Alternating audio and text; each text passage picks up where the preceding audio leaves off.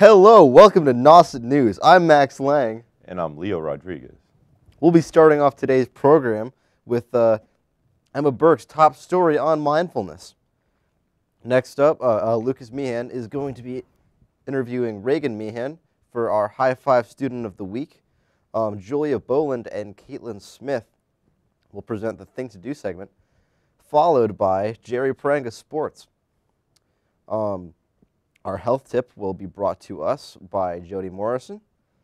And rounding out our program's second half, we have Camden Fixter doing College Notebook. Kellen Perry is bringing us our Student Council segment. Maxwell Moran is presenting Special Report. Kai Covell is going to be on Talent Search. And Cole Jackett is doing Around the World. On to the announcements. All right, so for the announcements, we have the book club. Everybody's welcome, and you can find the book club meeting at the room A107. Also, we have the toy and book drive from now until April 10th. Please bring any and all books and donations to many of the boxes spread around campus. Thank you. Be sure to donate. I'm Max Lang. And I'm Leo Rodriguez. And this has been your anchors. Hey there, Owen White for Nauset News. This week we are going to be talking about mindfulness and how we can implement it into the Nauset program. We're going to be interviewing Ms. Ross and Mr. Ricard about how we can do these things and how it can be beneficial to students and having it on the campus. Thank you. Hello, I'm Owen White with this week's top story. Today we have Mr. Ricard and Ms. Ross for mindfulness.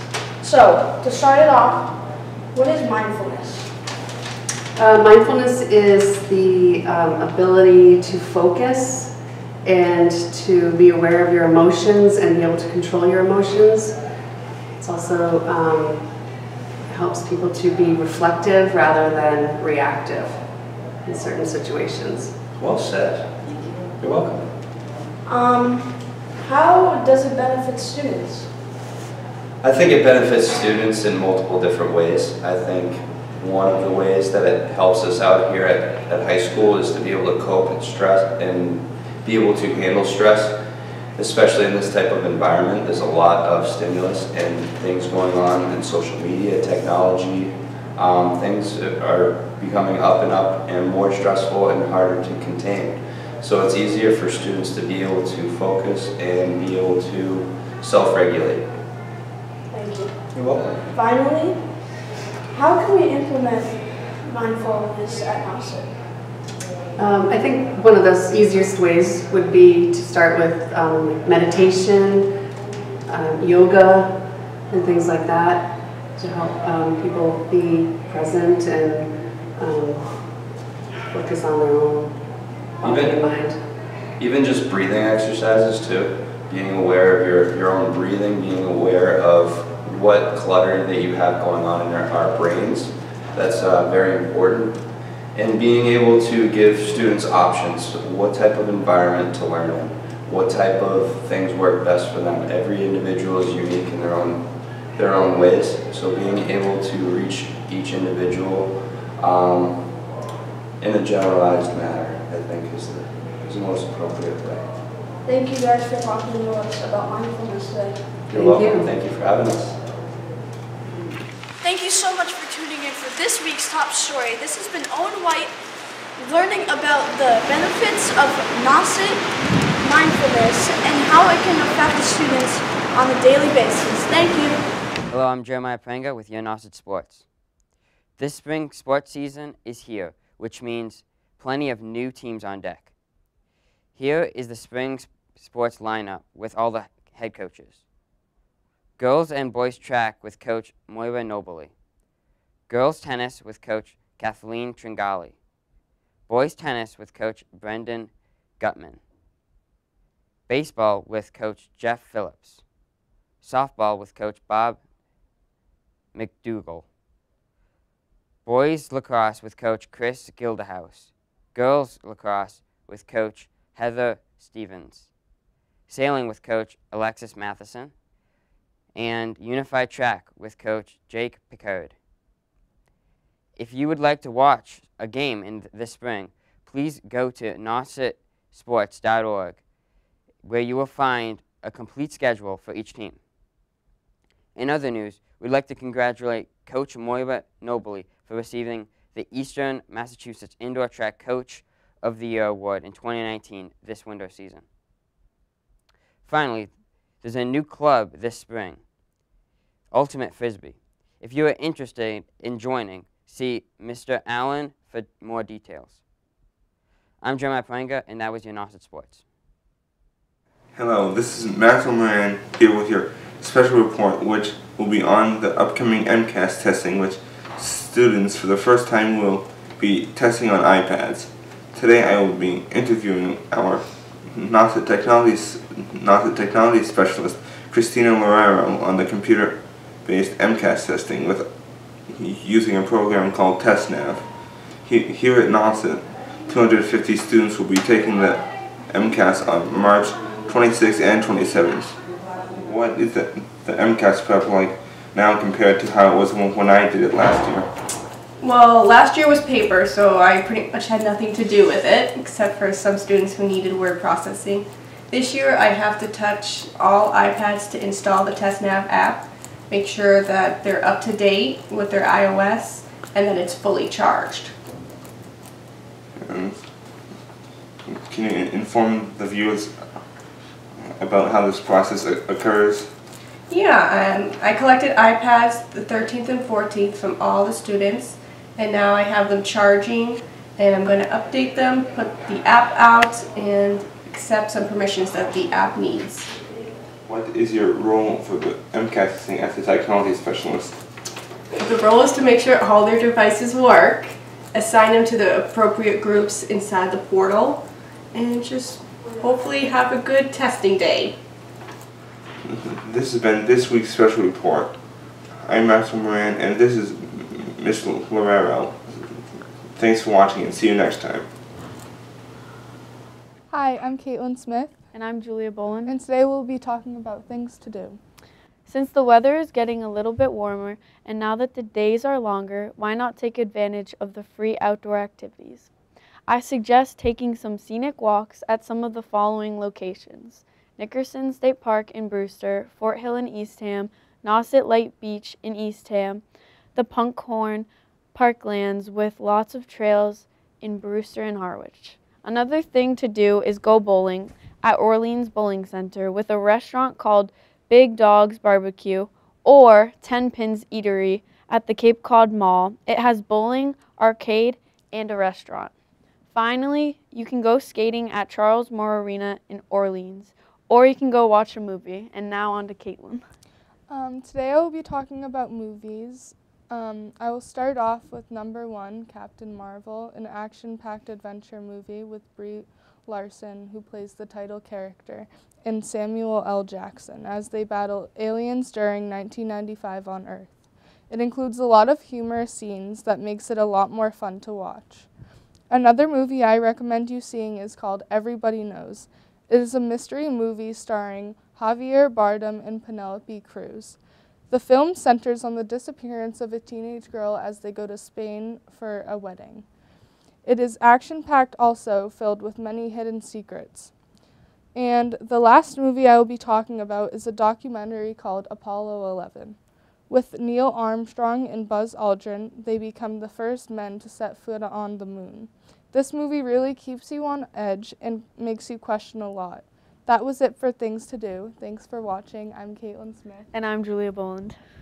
Hello everybody, I'm Lucas Meehan, here with my sister Reagan Meehan for this week's High Five Student. Tell me Reagan, how did it feel to be the MVP for your basketball team? Obviously I was happy to get the award, but it was a team effort and I couldn't have gotten as good as I did without them. Are you proud of what you accomplished in the playoffs, or are you more disappointed that you didn't go further?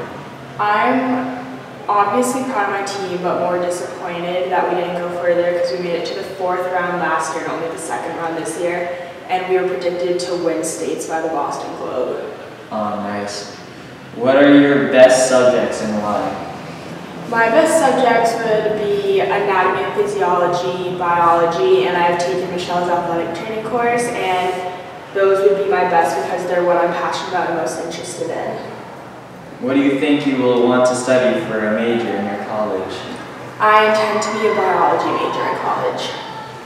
What are your summer job plans?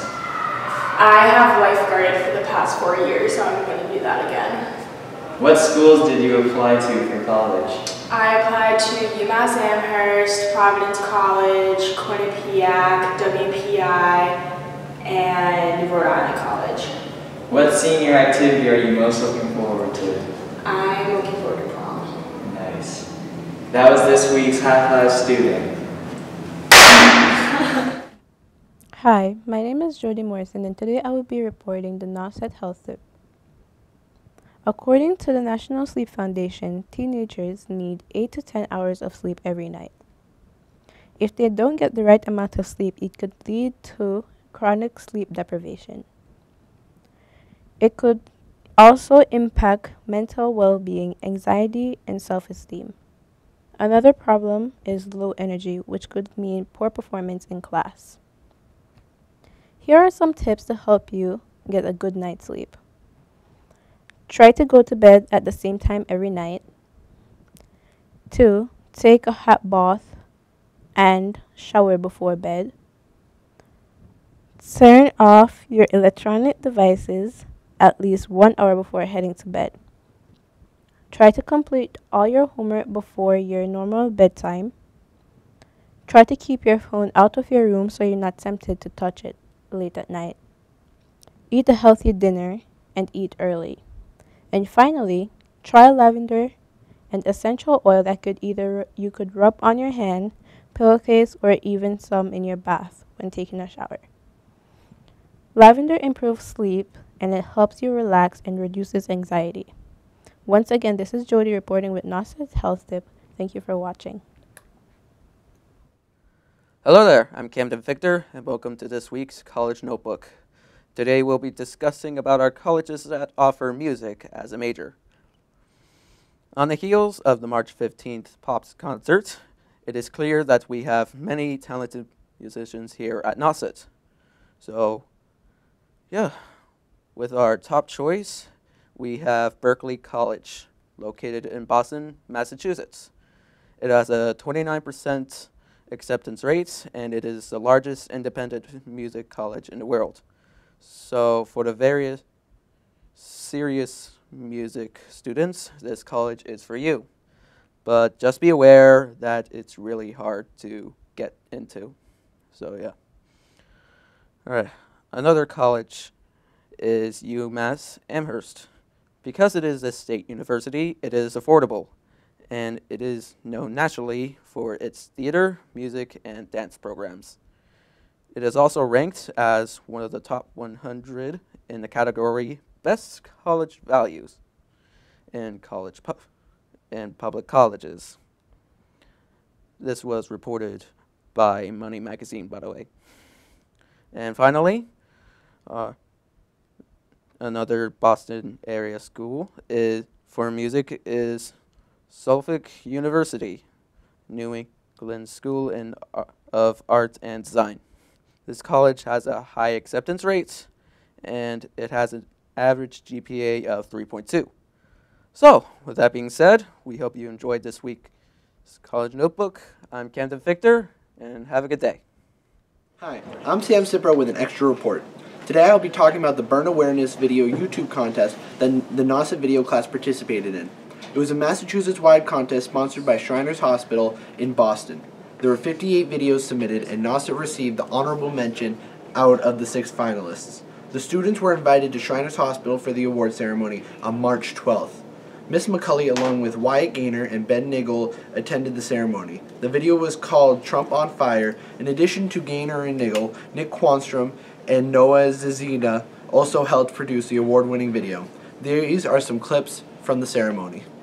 Relationship on many opportunities that we have to be able to get out and do public education and to work with a whole bunch of different constituencies.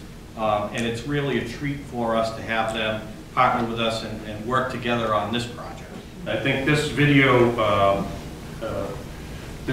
competition definitely fits in nicely with the Shriners organization, and I can see why you'd enjoy having it here, and I can see why Ron would continue to sponsor it. But I tell you what, it's hard for me to say no to a kid, never mind a teenager, so it was really hard for me to judge it in all seriousness, because the effort they put in was fantastic, and you should all be proud of yourself today, and I'm humbled to be here with you. Thank you. And what we strive for every day is prevention. Prevention of fires, prevention of injuries, the chance for us to spread the word. And we're assisted, thankfully, through some great efforts like this program, like your opportunity, and to utilize tools like YouTube to get information out about risky behaviors and to really get good information out. No actual fire could be used and no risky or otherwise unsafe behavior could be demonstrated. As you heard, the videos had to be educational and informative. Teachers and sponsors needed to sign off on the storyboards before filming started, and students were encouraged to reach out to the members of the community for assistance. For the teachers, we wanted them to know that the contest met the learning standards in the Massachusetts Common Core Standards in English Language Arts and Literacy for grades 9 through 12. As you heard, this year we had a lot of entries. We had 58 entries from 15 different schools. The humorous spin on fire safety with President Trump teaching us all the importance of fire prevention. Weaving in the president's mannerisms, this video doesn't miss a beat. Judges thought the creative story was fun, despite the political ramifications. It gave very important fire safety messages. Although the mask was a bit scary, the judges felt that it was fine to have some fun with fire prevention. The teacher's Mrs. Katie McCullough.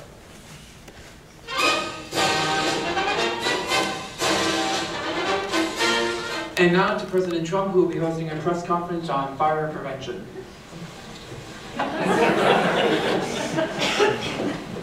As you know, our country is #1 in a great deal of things.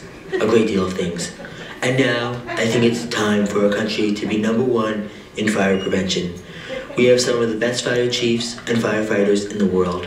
Just last week, I was with Deputy Chief Dan Keene of the Houston Fire Department, and he told me some of the things Americans should be doing to prevent fires at home and abroad. We must do this now, so we are #1 in fire prevention. Mr. Trump! Mr. Trump! Yes, you, speak. Mr. President, what can the everyday American do at home to prevent fires? Americans need to change alarm batteries twice a year. That's every 6 months, people. And make sure you check your smoke alarms every month. Even someone like me can do it. In fact, I did it at the White House just the other day. Yes, you. Mr. Trump, do you have any more tips? Plan your escape in case of an emergency. What do you mean, escape? For example, if you smell smoke, know that smoke rises and therefore need to drop to the ground and crawl to safety. Know where the exits in the building are. And in a situation where you think there's a fire, touch the door handle with the back of your hand. If it's hot, there's most likely a fire behind the door, so don't go through it. Interesting. Mr. Trump, I was told by a friend that it's okay to plug a multitude of electronic devices into one outlet. Is this true? Fake news. If you have too many electronic devices plugged into one outlet, that can run the risk of a fire. Mr. President, quick follow-up question. NNC is reporting that it is safe to have electronics plugged in on your bed. To answer your question, NNC is a fake news. You shouldn't sleep with electronics plugged in on your bed. This is because it can run the risk of overheating and sparking a fire. I will take one last question. Mr. President, sir. You, go. So I have a lot of candles at my house. What should I do when I'm done using them? Blow them out. A candle could get knocked over by a dog and cause a fire. So blow your candles out when they're not being supervised. All right, people, I'm done here. Mr. Trump, please, quick question, please.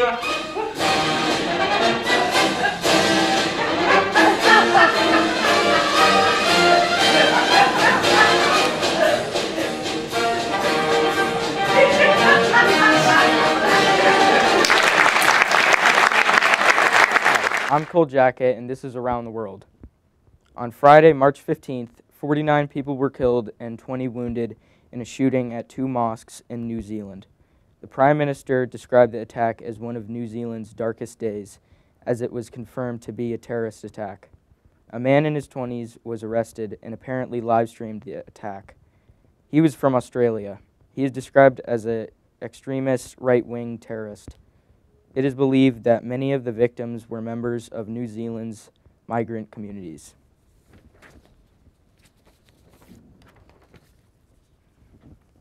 Aviation authorities grounded the 737 MAX 8 airplanes this past week after a deadly Ethiopian Airlines crash, which involved the Boeing 737 MAX and jet.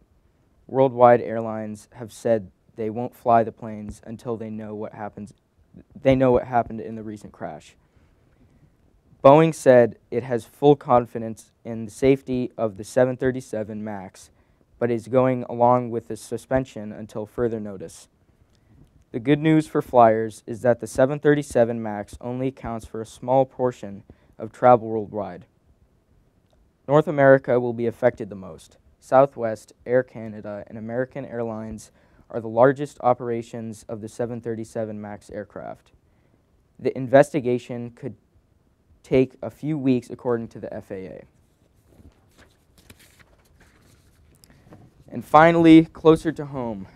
In New York City, the New York City public school system, which is the largest system in the USA, will introduce Meatless Mondays to help with climate change and childhood obesity. Starting this coming fall, every Monday, schools will serve free vegetarian breakfast and lunch. 1,800 schools in New York will implement this initiative. It is a step in the right direction to live a healthier and more sustainable life, according to the New York school official. This has been Cole Jacket with Around the World. Hi, I'm Kellen Perry, here with your student council update for the week. First on the agenda is to say thank you to the members of Student Council for helping to plan March Madness. Many of the activities and spirit days were well attended. A special thanks to President Jordan Auer and member Lily Merle, who worked hard behind the scenes. The Student Council would like you to know that they raised over $100 for the Special Olympics and a recent Polar Punch fundraiser. And finally, mark your calendars for April 5th. It's the annual Rock the Stage, sponsored by your Student Council. Thanks for watching your Student Council News Update. I'm Kellen Perry. See you next time. Hi, my name is Derek Casabo, and today I'm going to take you to Mrs. Albert's science class where they are dissecting cow eyeballs. So come on in. Hi, today I'm Eric McKenna, and today I'm going to ask you a question about your cow eye. What is the purpose of the lesson? The purpose of the lesson is to learn about the parts of the eye. Okay. What are you learning? So we're learning like the specific parts of the eye and like what they do and how you can see. How does the human eyeball compare to that of a cow? It's very similar. It's mostly the same. Okay, thank you, and hope you have fun. Thank you. You're welcome. Oh my god. It's literally juicy. Ew, wait, I don't want to. Okay, I think it's. Okay, why did it? It's like. Okay, now what do we do? In other words, like scissors. What do you do after you pop it? Ew, why is it You gotta cut out the. How do you have to cut off that whole blue layer. Hi, I'm Eric McKenna, Gail, and Ginny, and they're going to tell us about the cow eye. This is the cornea, and the iris, and the lens, and then that's the tapetum, which is like the retina of the human eye, but the cow's eyes reflect more light, so that's why it's blue, not red. Thank you. Thank you. Thanks for watching, and this has been a special report by me, Derek Casadan. Hope you enjoyed.